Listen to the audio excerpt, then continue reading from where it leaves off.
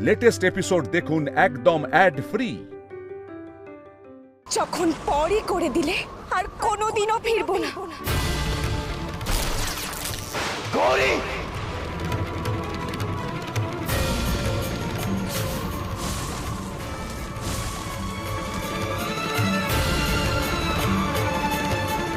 Doctor বাবু,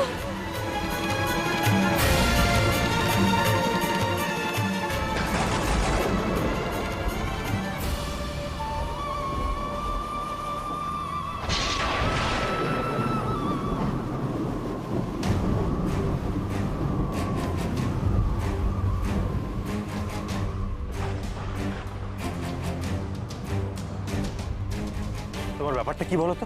কেন তুমি বারবার নিজেকে আর আমার সন্তানকে বিপদের মধ্যে ফেলো? কোনো কথা তোমার মাথায় ঢোকে না? তুমি তো আমাকে বাধ্য করেছো বিপদের মধ্যে আসতে।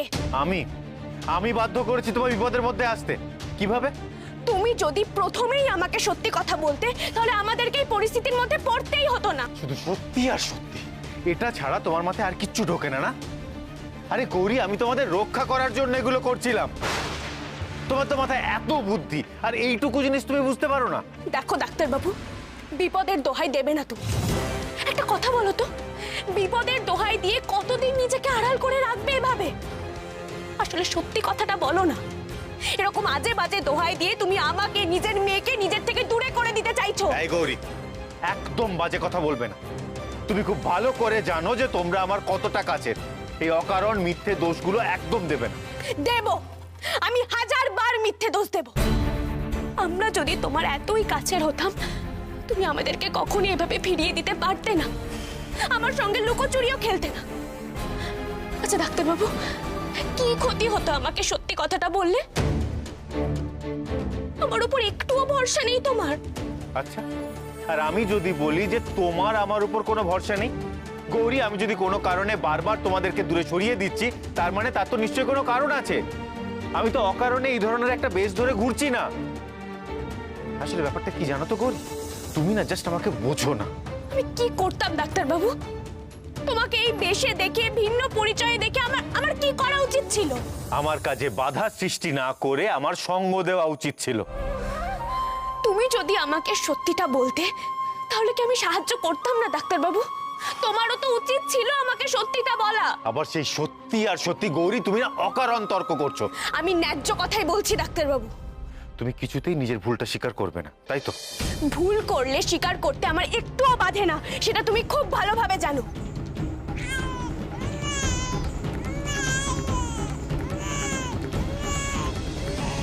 কই কই, এই তো মা, এই তো কাঁদে না, এই তো আমি আছি, এই তো। হ্যাঁ বাবা, আর ঝগড়া করবে না মা, কাঁদে না। না না না না না। কি হয়েছে? আমি ঝগড়া করছি নাকি তুমি অকারণ জেদ করছো? গৌরী, ভুল করেছো, আমার কাছে বাধা সৃষ্টি করেছো এবং সেটা স্বীকার করছো না। ভুল আমি করিনি, ভুল তুমি করেছো। সেটা ঝগড়া না করে স্বীকার করে নাও এবার। না না না না না না না, বাবা আর ঝগড়া করবে না, নিজের ভুল বুঝতে পেরেছে। কাঁদে না মা, কাঁদে না, চুপ করো। মানে তুমি তো যা খুশি তাই বলে চলেছো গৌরী। আমি কি ভুল করেছি যেটা স্বীকার করব? না রে মা, আমি কোনো ভুল করিনি। ভুল করেছে তোর মা, আর ওই জন্যই এত ঝগড়া হচ্ছে।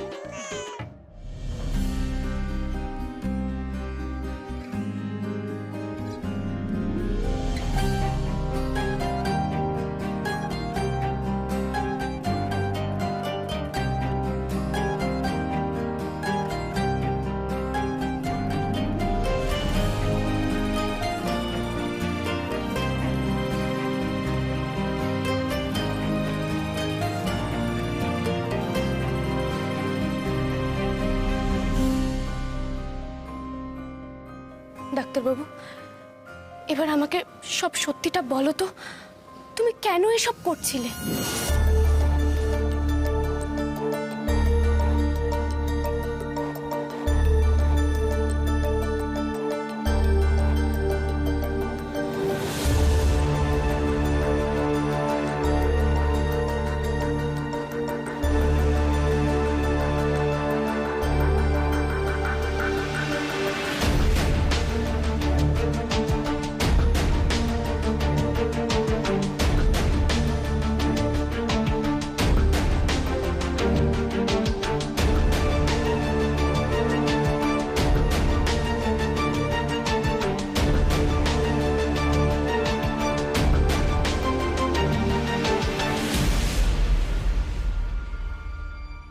এসব কি ডাক্তারবাবু?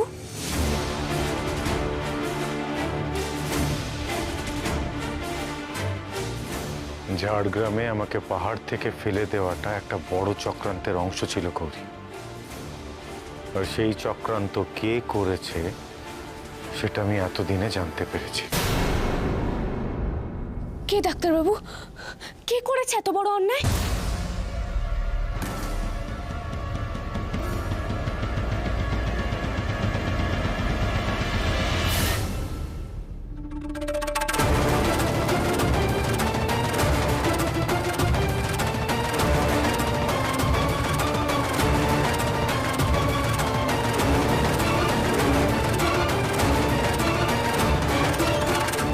নিজের ভাইপোকে খুন করতে চেয়েছিলেন শৈলমা। এত ঘৃণা ওর মনে।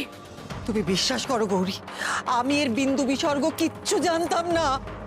আমি কি করে জানবো বলো যে কোন তান্ত্রিক ঈশানকে খুন করেছে? আমার পক্ষে কি জানা সম্ভব? তুমি জানো না গৌরী, এই কটা মাস আমাকে কিভাবে কাটাতে হয়েছে, এই জায়গায় আসার জন্য আমাকে কতটা কাঠখড় পোড়াতে হয়েছে। তবে এগুলো আমার একার পক্ষে করা কিছুতেই সম্ভব ছিল না। আমার কিছু বিশ্বস্ত বন্ধু আমার পাশে দাঁড়িয়েছিল, আর তার জন্যই এগুলো সব সম্ভব হয়েছে। বন্ধু? কারা? সেগুলো সময় হলেই জানতে পারবে। তুমি যখন সবটাই জানতে চাইছো তখন একেবারে গোড়া থেকেই শোনো। সেদিন পাহাড় থেকে পড়ে আমার মরে যাওয়ার কথা ছিল গৌরী, কিন্তু আমি মরিনি। সেদিন এমন এমন অদ্ভুত কিছু ঘটনা ঘটেছিল যেগুলো যেগুলো ভাবলে আজও আমার অবাক লাগে। গৌরী!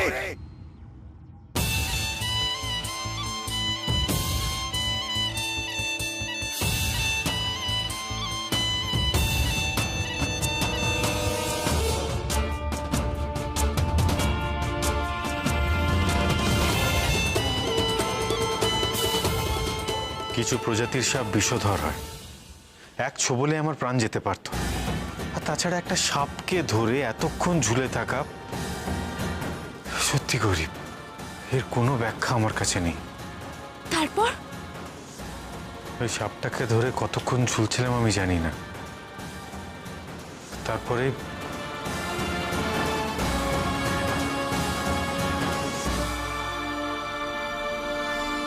কতক্ষণ এভাবে চলতে পারবো জানি না। হাত ক্রমশ অবশ হয়ে আসছে। এত উঁচু থেকে ওই সোজা পাথরের উপর পড়লে করে তোমার সাথে আমার শেষ দেখাটাও হলো না।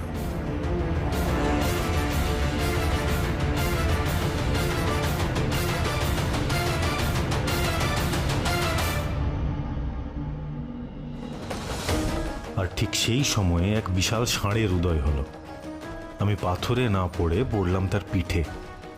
ষাঁড়ের পিঠে পড়েছিলাম বলে প্রাণে মরিনি, কিন্তু শরীরে যে আঘাত ছিল তাতে বেশি দিন বাঁচতাম না, যদি না ওই ষাঁড়টা আমাকে সোজা এক সাধু বাবার কাছে নিয়ে যেত। আর তারপর ওই সাধু বাবা আমাকে দিন রাত সেবা করে সুস্থ করে তুলেছিল।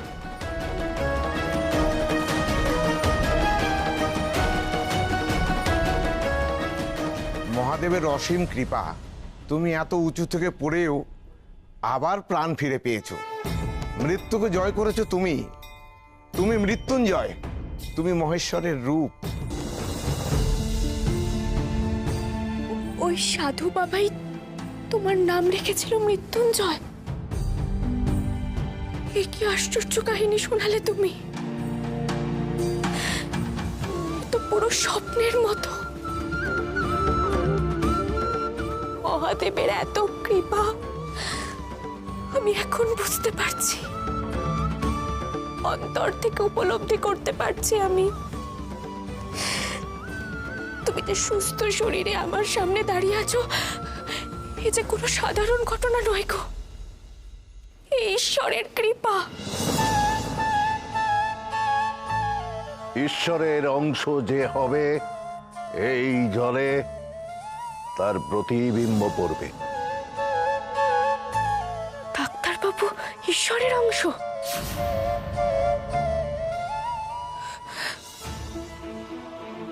তুমি জানো তোমাকে সবাই কত খুঁজেছে, ছোটকা, রূপম দাদার বাবা, পুলিশ, কেউ খুঁজে পায়নি। একটা কোনো পরিচয়হীন দেহকে ভেবেছিল তুমি। সেটা ভাবাই তো স্বাভাবিক গৌরী। অত উঁচু থেকে পড়ে কারোর পক্ষেই বাঁচা সম্ভব নয়। সেদিন নেহাতি কিছু আশ্চর্য ঘটনা ঘটেছিল। কি হয়েছিল ডাক্তারবাবু? তারপর বলো না, চুপ করে থেকো না। আর তুমি বাড়ি ফিরে এলে না কেন? তুমি সন্ন্যাসীর ভেগ ধরলে কেন? সেও এক কাহিনী গৌরী। সুস্থ হতে আমার প্রায় 3 মাস সময় লেগেছিল। আর সুস্থ হওয়ার পর আমি সবার আগে তোমার সাথে দেখা করতে চেয়েছিলাম,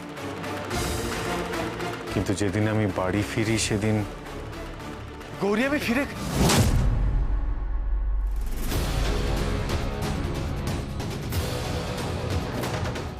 যত ঝামেলায় মন্দিরে।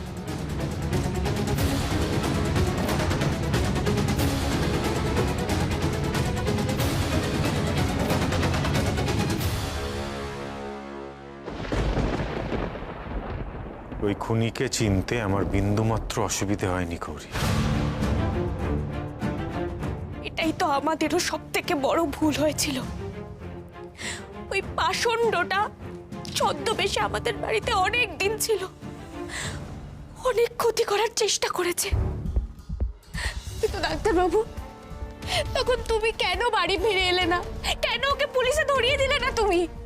কারণ গৌরী আমি বুঝতে পেরেছিলাম ওই শয়তানটা আমাদের বাড়িতে ঢোকার সাহসই পেত না যদি না বাড়ির কেউ ওকে সাহায্য করত। আর তখন থেকে আমার সন্দেহ হয় যে আমাদের বাড়ির কারোর সাথে ওই তান্ত্রিকের যোগ আছে। আমাদের বাড়িরই কেউ চেয়েছিল আমাকে খুন করাতে। আর আমি তখনই বুঝতে পেরেছিলাম যে আমার আর বাড়ি ফেরা হবে না। কারণ পর্দার আড়াল থেকে আমাকে খুন করার চক্রান্ত কে করেছিল সেটা ওই বাড়িতে থেকে আমি জানতে পারতাম না গৌরী, কারণ তাতে সে সাবধান হয়ে যেত। তাই আমি বাড়ির বাইরে থেকে নজর রেখে প্রমাণ জোগাড় করার চেষ্টা করছিলাম।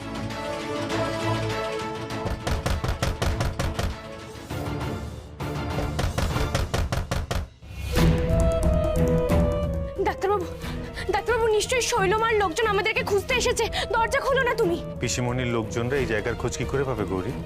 দাঁড়াও, আমি দেখে আসি। না ডাক্তারবাবু, দরজা খুলো না, আমি বলছি তো, ওদের সঙ্গে অস্ত্র থাকতে পারে। গৌরী, কিচ্ছু হবে না, দাঁড়াও।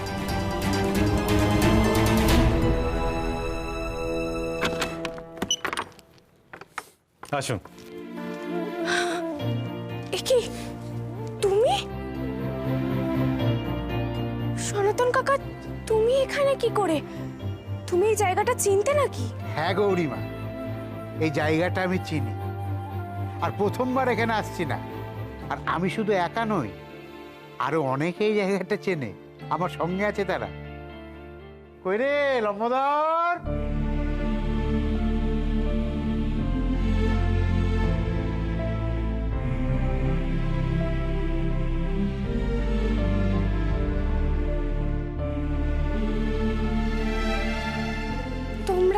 তোমরা সবাই এখানে? আমি তো কিছু বুঝতে পারছি না।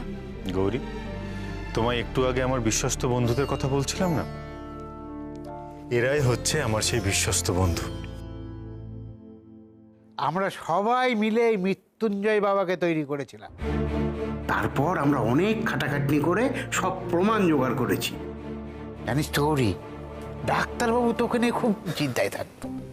তা আমরা যথাসম্ভব চেষ্টা করেছি তোকে খেয়াল রাখা, আর এরা দুজনে সব সময় তোর পেছনে পড়েছিল তোর খেয়াল রাখার জন্য। তুই বুঝতেই পারিস।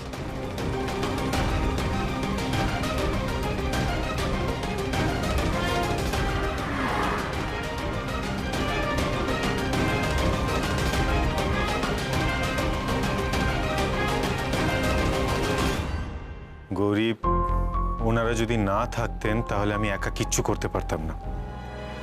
ওনারা সর্বক্ষণ বাড়ির দিকে নজর রেখেছিলেন। আর সেই জন্যই আমি জানতে পেরেছিলাম যে চিকুকে ওই তান্ত্রিক তুলে নিয়ে গেছে। আরে বাড়ির কেউ চিন্তা করবে না, এই কাছেই তো, এই কাছেই যাবো আর আসবো, কয়েক মিনিট লাগবে। চলো চলো চলো। হ্যালো। অবশ্য ঠিক সময়ে পৌঁছে গিয়ে আমি ওকে ওর প্রাপ্য বুঝিয়ে দিয়েছি।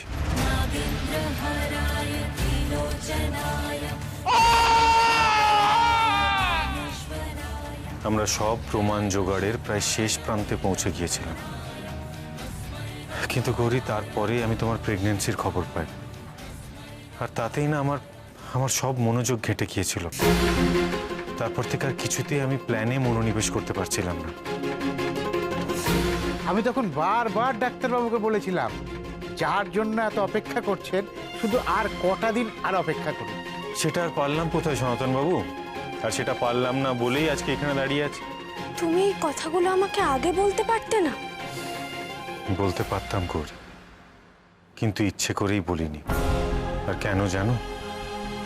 কারণ তুমি মা হতে চলেছিলে গৌরী, আর এই সময়ে তোমার উত্তেজিত হওয়াটা একদম ঠিক ছিল না। আর তাছাড়া এই বিপদের মধ্যে আমি তোমাকে টেনে আনতেও চাইনি। তুমি একজন মাকে দুর্বল ভেবেছিলে ডাক্তারবাবু? তুমি জানো না একজন মায়ের শক্তি কত হয়, সেটা কোনো পুরুষই বোঝে না। কিন্তু যারা মা হয়েছেন তারা জানেন মায়ের জোর কত হয়। ডাক্তারবাবু, তুমি আমাকে পাশে নাও। তুমি আর আমি এক না হলে কিচ্ছু ঠিক হবে না।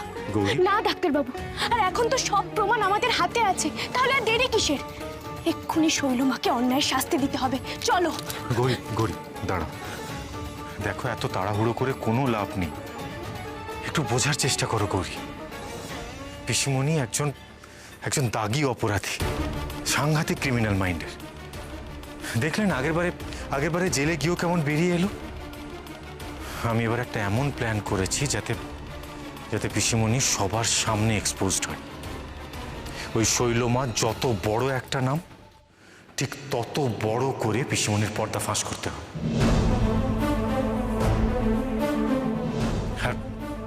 আর গৌরী, সেটার জন্য আমাদের আরো সময় দরকার। আমি তোমার পাশে সব সময় আছি ডাক্তারবাবু। আমি সব রকম ভাবে তোমাকে সাহায্য করব।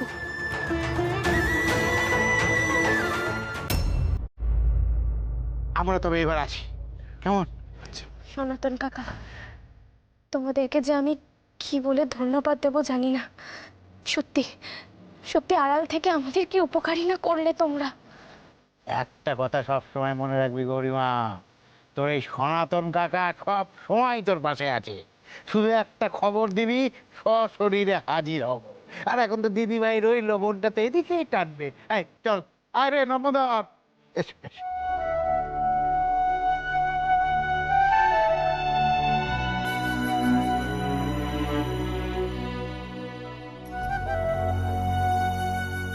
আচ্ছা গৌরী, চলো এবার তোমাকেও বাড়িতে পৌঁছে দিয়ে আসি। এমনিতেই পিসিমণি তোমাকে ফলো করার জন্য একজনকে পাঠিয়েছিল। আমি বুঝতে পারছি না বাড়িতে এখন ঠিক কি ঝামেলা চলছে। আর তাছাড়া তুমি আমি দুজনেই বাড়িতে নেই, দুয়ে দুয়ে চার করতে পিসিমণির কিন্তু বেশি সময় লাগবে না। না ডাক্তারবাবু, আমি যাব না। আমি তোমার সঙ্গে থাকতে চাই। আজ কতদিন পর তোমাকে আবার সত্যিকারের ফিরে পেয়েছি। না গৌরী, আমি তোমার কোনো অকারণ অজুহাত শুনতে চাইছি না। তুমি এখন নিজের বাড়ি যাবে, আমি কোনো আপত্তি শুনবো না। আমি নিজে তোমায় বাড়ি পৌঁছে দিয়ে আসবো। এসো। যেতে হবে না আমার সঙ্গে, আমি একাই চলে যাব। তুমি আবার আমাকে আর তোমার মেয়েকে নিজের থেকে দূরে করে দিতে চাইছো তো? বেশ। গৌরী, গৌরী, মানে তোমার ব্যাপারটা কি বলো তো? তুমি কি কখনো আমাকে বুঝবে না? গৌরী, তোমরা দুজন আমার অস্তিত্ব, আর সেটাকে আমি কি করে অস্বীকার করি বলো তো? তোমাদেরকে দূর করে দেওয়ার সাধ্য আমার আছে?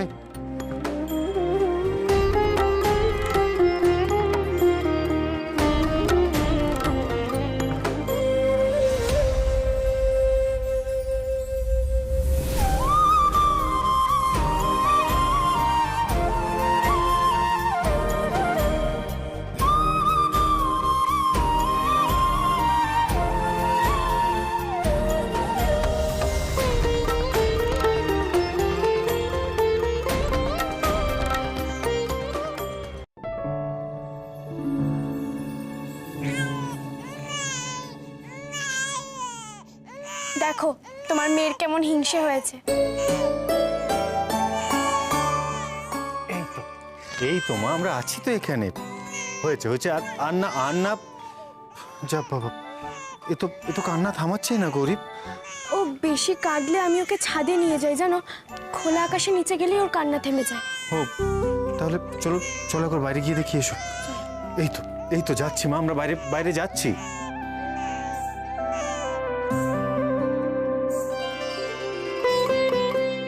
কেমন পাজি মেয়ে হয়েছে দেখেছো, ঘরে থাকবে না, খালি বাইরে বেরোনোর তাল। এই একদম আমার মেয়েকে পাজি বলবে না, আমার মেয়ে সোনা মেয়ে, তাই না? এই গৌরী, মেয়ের কোনো নাম রেখেছো? মানে একটা নাম তো দরকার, তাই না? সে তো রাখতেই হবে, তুমি ছিলে না তাই নিজেই কয়েকটা নাম ভেবে রেখেছি। বেশ করেছো। তা কি নাম ভেবেছো শুনি? দুর্গা, মহামায়া, শ্যামা আর লক্ষ্মী। খবরদার বলে দিচ্ছি গৌরী, ওই নামে আমার মেয়েকে তুমি একদম ডাকবে না। বেশ, তাহলে তুমিই নাম দাও। তাই তো, কি নাম রাখা যায় বলো তো? মানে বেশি খটোমটো নাম না আমার পছন্দ নয়। কিরে মা, কি নাম রাখবো তোর? বল।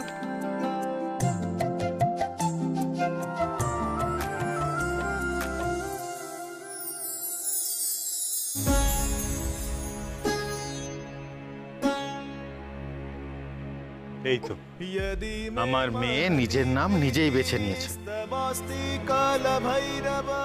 ওর নাম হবে তারা, আমাদের মেয়ে তারা।